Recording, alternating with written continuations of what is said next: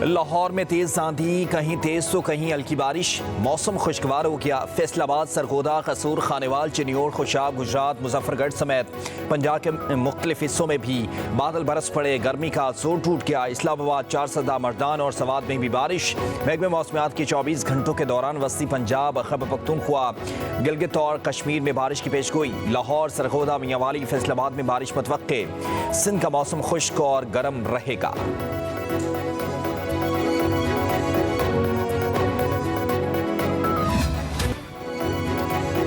Supreme court ने मुस्तफ़ा कमाल की फौरी मुआफ़ी की इस्तदा मुस्तरद कर दी। फैसल वावड़ा और मुस्तफ़ा कमाल की प्रेस कॉन्फ्रेंस दिखाने पर टीवी चैनल्स को नोटिस जारी।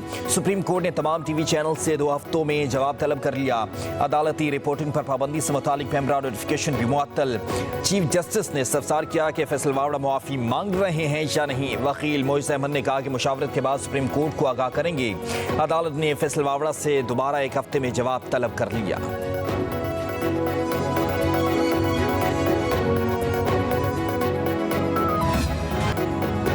मुस्तफ़ा कमाल समझते हैं तौहीन अदालत नहीं की तो मुआफ़ी कबूल नहीं करेंगे। सुप्रीम कोर्ट में तौहीन अदालत केस की समाअत के दौरान चीफ जस्टिस के रिमार्क्स। कहा, दूसरे आईनी इदारे पर तनकीद करना अरकान पार्लियामेंट का हक नहीं। कौम को एक सियासी पार्लियामेंट और अदलिया चाहिए जिसकी अवाम में इज्जत हो। मुआफ़ी की गुंजाइश इस्लाम कत्ल पर भी है मगर एतराफ़ जुर्म लाजम है। चीफ जस्टिस ने फैसल वावड़ा से कहा कि आप तो सेनेटर हैं, सेनेट तो ऐवान बाला होता है, सेनेट में ज़्यादा सुलझे हुए लोग होते हैं। चीफ जस्टिस की सरबराही में 3 रुकनी बेंच ने अहम समाअत 28 जून तक मुलतवी कर दी।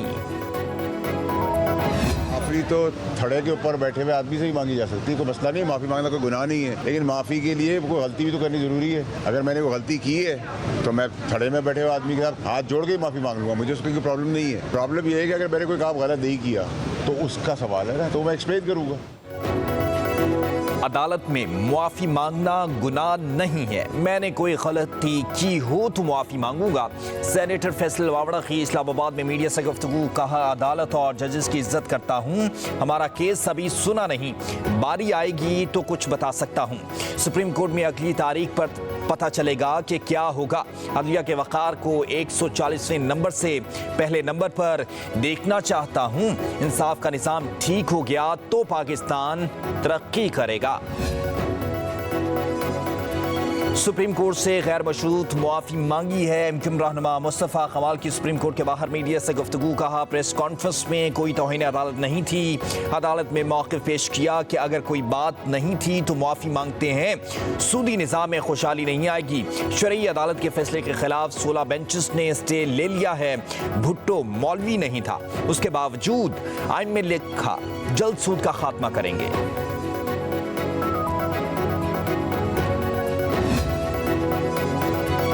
तरमीम का लदम करार देने के खिलाफ केस की कार्रवाई बराह रास्त नशर न करने के मामले पर सुप्रीम कोर्ट के जस्टिस सदर मिनल्लाह का इख्तिलाफी नोट सामने आ गया। जस्टिस सदर मिनल्लाह ने लिखा, बानी पीटीआई बड़ी सियासी जमात के सरबराह हैं, उन्हें लाइव दिखाना किसी कानून के खिलाफ वर्जी नहीं। सिर्फ बानी पीटीआई की पेशी पर बराह रास्त नशरियात रोकना अदालती कार्रवाई को मशकूक बना सकता है। 16 मई की समाअत नशर न करने के हवाले से बेंच की तरफ से कोई फैसला नहीं आया था। जस्टिस सदर मिनल्लाह ने लिखा कि हमारे सामने सवाल रखा गया कि क्या बराह रास्त नशरियात को ऐसे रोका जा सकता है? क्या बराह रास्त नशरियात रोकने से सुप्रीम कोर्ट के लार्जर बेंच के हुक्मनामे की खिलाफ वर्जी नहीं हुई? बानी पीटीआई ने साबिक army chief general Qamar Javed Bajwa को एक इंटरव्यू में सुपर किंग करार दिया। नवाज शरीफ ने कहा, पार्लियामेंट कोई और चला रहा था। कमर जावेद बाजवा ने इन बयानात की तस्दीक भी की। अपने इदारे की सियासत में मुदाखलत को तस्लीम किया। नैब को सियासी इंजीनियरिंग, मुखालिफिन को हिरासा करने और नीचा दिखाने के लिए इस्तेमाल किया गया। नाक़दीन और सियासी मुखालिफिन की गिरफ्तारियां और तजलील की गई। तकरीबन तमाम साबिक वज़ीर आज़म नैब का निशाना बने। बानी पीटीआई के एक्स हैंडल से शेख मुजीबुर रहमान के मुतालिक पोस्ट का केस। इस्लामाबाद हाई कोर्ट ने पीटीआई चेयरमैन बैरिस्टर गौहर और रऊफ हसन को बड़ा रिलीफ दे दिया। अदालत ने एफआईए को दोनों रहनुमाओं के खिलाफ तादीबी कार्रवाई से रोक दिया। जस्टिस मोहसिन अख्तर कियानी ने एफआईए तलबी नोटिस के खिलाफ तहरीरी हुक्मनामा जारी कर दिया। अदालत ने एफआईए को नोटिस जारी करके 25 जून तक जवाब तलब कर लिया।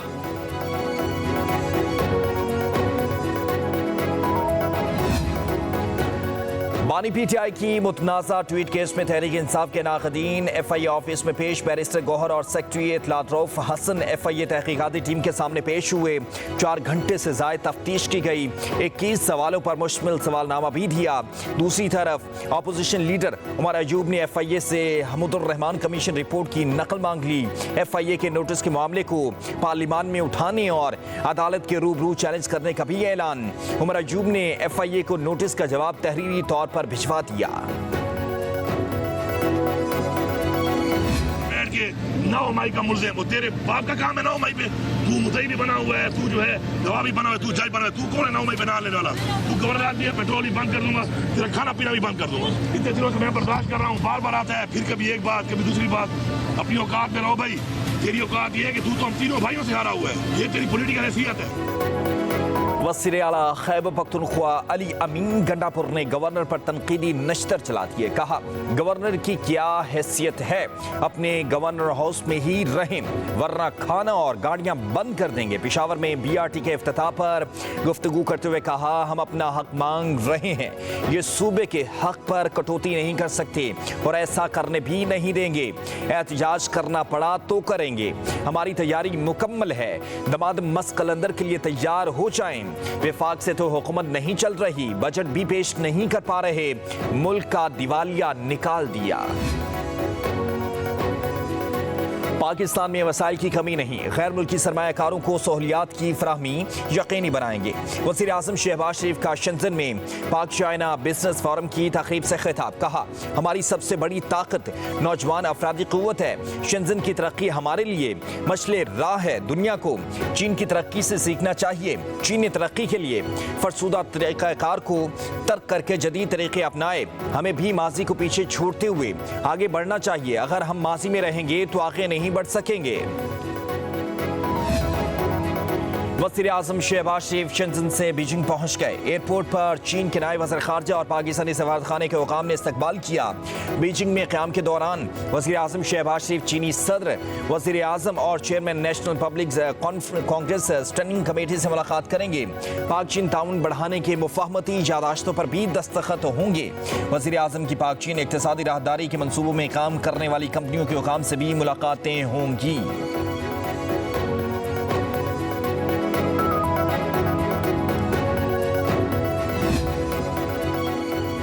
वज़ीर आज़म शहबाज शरीफ का शंजन में हुआवे हेडक्वार्टर का दौरा। हुआवे हेडक्वार्टर पहुंचने पर वज़ीर आज़म शहबाज शरीफ का पुरतफाक इस्तकबाल किया गया।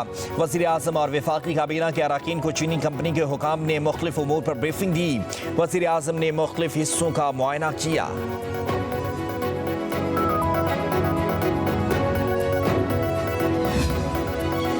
बानी पीटीआई के मुकदमात में क्या हो रहा है, ये आवाम का मसला नहीं। हमें किसी और के सियासी मामलात में मुदाखलत नहीं करनी चाहिए। आवाम नफरत की सियासत में दिलचस्पी नहीं रखते। करप्शन का बहाना बनाकर सियासतदानों की किरदार कुशी की जाती है। बिलावल भुट्टो जरदारी का पीपल्स पार्टी सिंध की पार्लिमानी पार्टी के इजलास से खिताब। कहा, रियासती पॉलिसी की वजह से जुराम पेशा अफराद के हाथ जदीद हथियार आ गए और अमन अमान का मसला पैदा हो गया। अब हमें ट्रांसफर पोस्टिंग सियासत खत्म करना होगी। हर जगह अच्छे ऑफिसर लगाएंगे ताकि कारकर्दगी बेहतर हो। हमें आवाम की आवाज़ बनना होगा। सोलर से बिजली बनाकर आवाम तक पहुंचाना चाहते हैं। हम महदूद वसाइल से कैसे डिलीवर करें, उस पर हमें मिलकर सोचना होगा। बात होगी तो घर के मालिक से, मालिक या बाहर खड़े ठेले वाले से नहीं होगी। ये जो फॉर्म 47 वाले हैं, ये तो ठेले वाले भी नहीं हैं। ठेले वालों की भी कोई इज्जत होती है। पीटीआई रहनुमा और साबिक सदर आरिफ अलवी का फैसलाबाद में खिताब। दावा किया कि बानी को डील का कहा जा रहा है। कहते हैं मुल्क छोड़ जाओ, लेकिन उन्होंने साफ इनकार कर दिया। बोले स्टेक होल्डर से बात करनी है, नॉन स्टेक होल्डर से नहीं। गुस्सा नफरत खत्म करें और दरगुजर से काम लें। बानी पीटीआई के आज़ाद होने पर खतरे का खौफ निकाल दें। वो कह चुके हैं आज़ाद होकर दरगुजर से काम लेंगे। पीटीआई रहनुमा सनम जावेद को सरगोदा जेल से रिहा होते ही गुजरावाला पुलिस ने गिरफ्तार कर लिया। पुलिस के मुताबिक सनम जावेद गुजरावाला कैंट के 9 मई के मुकदमे में नामजद हैं। आलिया हमजा भी मुकदमे में नामजद हैं। सनम जावेद से मज़ीद तफ्तीश की जाएगी।